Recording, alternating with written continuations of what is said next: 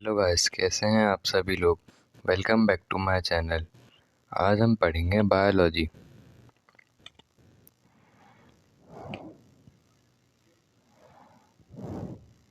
तो पिछले लेक्चर में हमने पढ़ा था फिजियोलॉजी ऑफ गैसेस एक्सचेंज और हमने ब्रीथिंग के बारे में पढ़ा था। उसमें हमने इंस्पायरेशन और एक्सपायरेशन पढ़ी थी। तो आज हम पढ़ेंगे एल्वुलाई के बारे में। तो बेसिकली एल्वुलाई क्या होता है। एल्वुलाई हमारे पास एक सैक लाइक स्ट्रक्चर होता है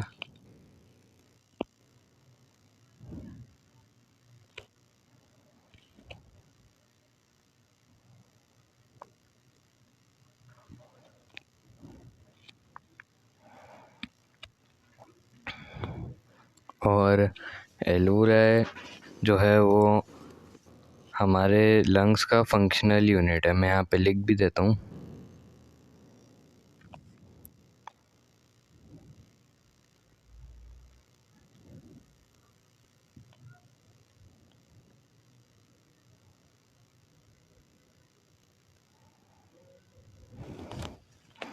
फंक्शनल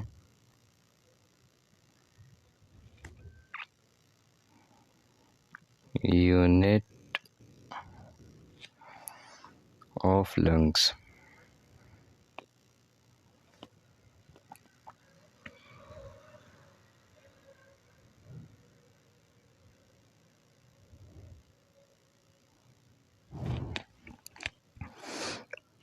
तो और ये कितने होते हैं क्वांटिटी में। ये होते हैं 150 मिलियन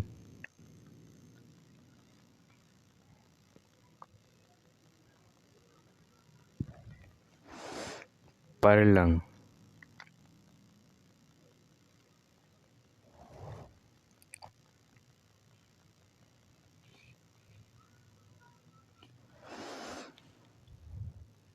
यानी कि एक लंग के अंदर 150 मिलियन एल्वुलाई प्रेजेंट होता है।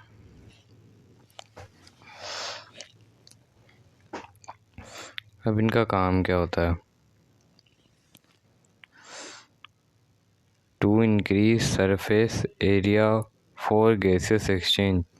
यानी कि इनका काम होता है गैसेस एक्सचेंज के जो सरफेस एरिया है उसको इंक्रीज करना।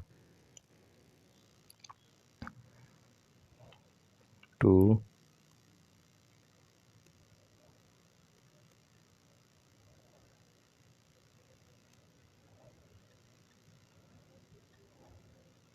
increase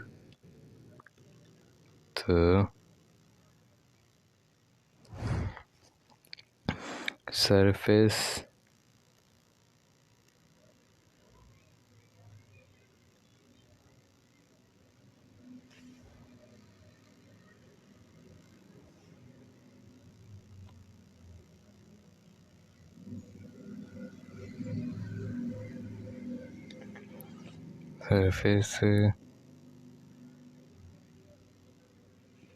area of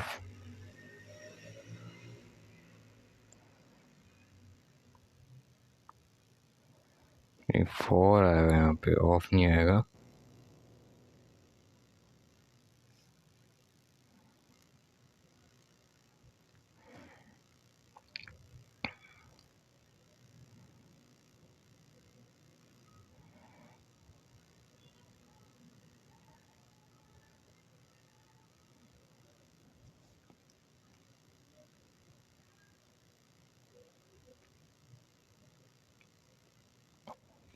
और गैसियस एक्सचेंज, इनके गैसियस एक्सचेंज का जो सरफेस एरिया है वो इससे बढ़ जाता है।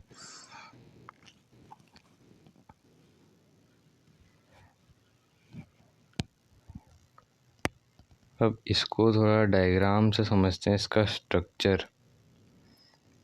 तो ये जो है एल्वुलर मेम्ब्रेन है ये वाली। अब इसको ये किन टिश्यूज से मिलके बनी होती है। ये स्क्वामस एपिथेलियल टिश्यूज से मिलके बनी हुई होती है। यहाँ पर हम इसको SE के नाम से डिनोट कर देते हैं,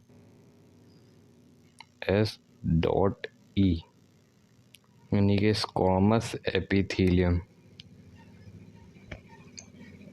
और जो ये वाली लेयर है ब्लड वेसल की, वो एंडोथीलियम कहलाती है। एंडोथीलियम भी सेम हमारे पास स्क्वामस एपिथेलियम से मिलके बनी होती है, तो इसको भी S.E लगा के हम डिनोट कर देते हैं।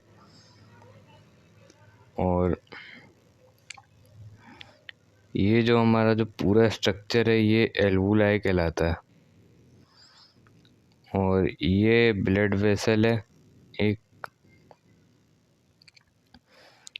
अब इन दोनों के बीच में एक होती है बेसमेंट मेम्ब्रेन, ये वाली, ये कहलाती है बेसमेंट मेम्ब्रेन।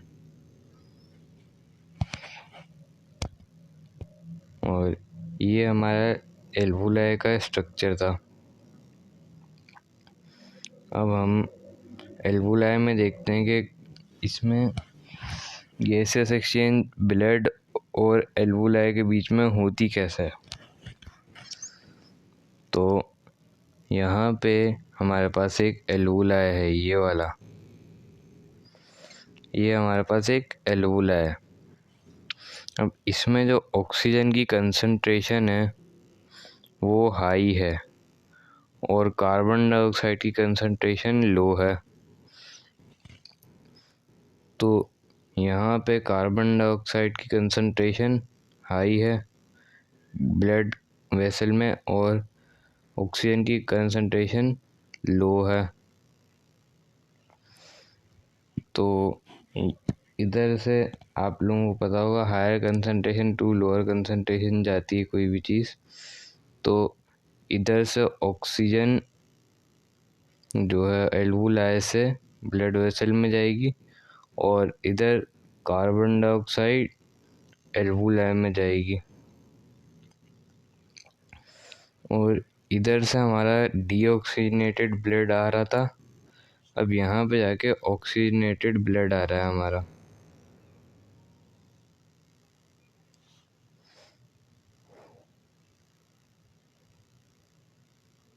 इसको हम फर्दर एक डायग्राम से समझते हैं।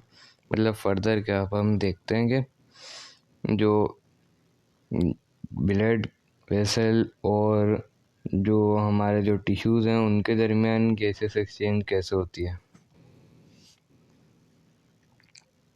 तो सबसे पहले हम देखते हैं हमारे पास ब्लड वेसल में ऑक्सीजन कंसंट्रेशन ज़्यादा है, यानी कि ये ऑक्सीजनेटेड ब्लड है। यहाँ पे मैं लिख भी देता हूँ,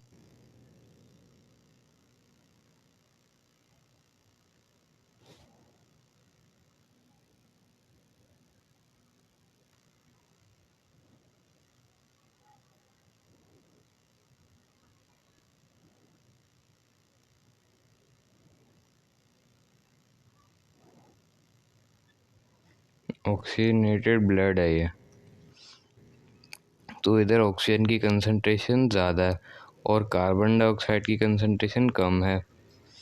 तो इधर जो ऑक्सीजन यहाँ पे चली जाएगी टिश्यू में, कि ऑक्सीजन इधर आ जाएगी और कार्बन डाइऑक्साइड यहाँ पे कार्बन डाइऑक्साइड ज़्यादा है तो कार्बन डाइऑक्साइड उधर चली जाएगी। और फिर जो हमारा जो ब्लड इधर जो बचेगा वो होगा डी, एक मिनट, इसको स्मॉल राइटिंग में लिख देता हूँ मैं, डी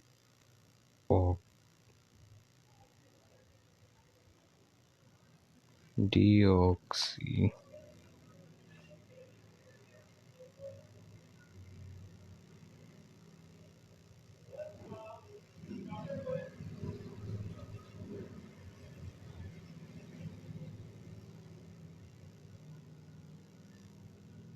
डीऑक्सीजनेटेड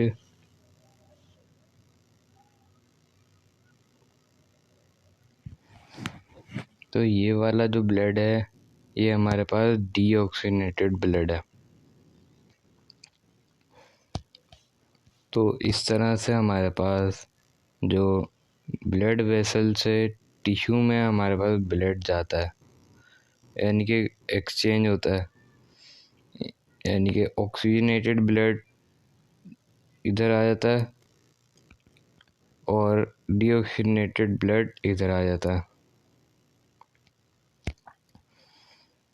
तो उम्मीद है कि आप लोगों को यहाँ तक क्लियर हुआ होगा सारा का सारा लेक्चर। चलते हैं नेक्स्ट डायग्राम की तरफ।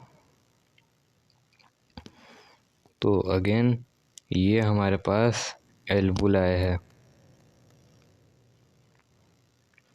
एल्वुलाई। अब जिसमें ऑक्सीजन जो है उसका प्रेशर 104 mm है, यानी कि mm ऑफ Hg। ये यहाँ पे मैंने ऑफ Hg नहीं लिखा, मगर मैंने बता तो दिया ना। तो हमारे पास यहाँ पे ऑक्सीजन की कंसंट्रेशन ज़्यादा है एल्वुलाई में, और कार्बन डाइऑक्साइड की जो कंसंट्रेशन है वो 40 mm ऑफ Hg। तो यहाँ पे जो ब्लड है इस तरफ वो ऑक्सीजनेटेड है। तो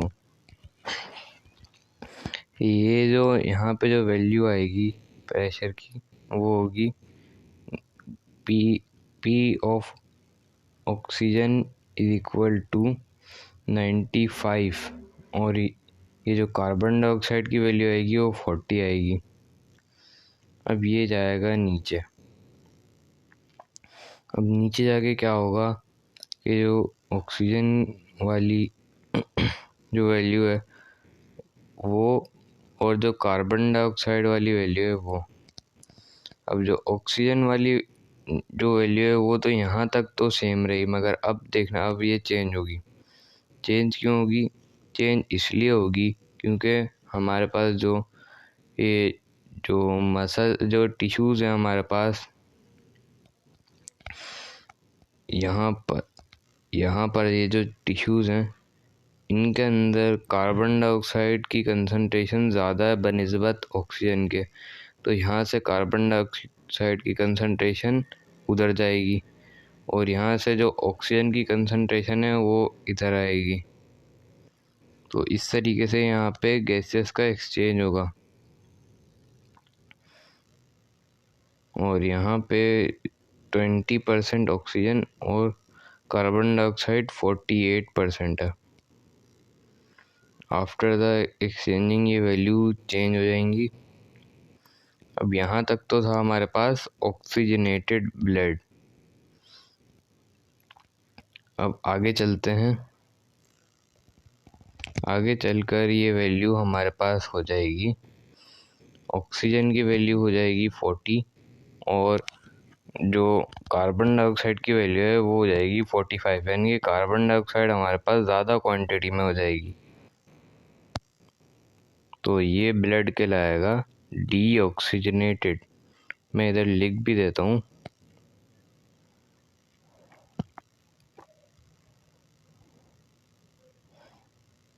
बस यहाँ पे DOX शो कर देते हैं, इससे अंदाज़ा तो हो जाएगा कि डीऑक्सीजनेटेड ब्लड है। तो आज का हमारा लेक्चर यहीं तक था। उम्मीद है आप लोगों को मेरा आज का लेक्चर समझ में आया होगा। तो अगर आप लोगों को ये लेक्चर समझ में आया तो मेरी वीडियो को लाइक शेयर सब्सक्राइब कर दिएगा, और अगर कुछ चीज़ आपको समझ में ना आए तो वो आप पूछ लीजिएगा मुझसे कमेंट बॉक्स में। तो मिलते हैं नेक्स्ट लेक्चर में। अल्लाह हाफ़िज़।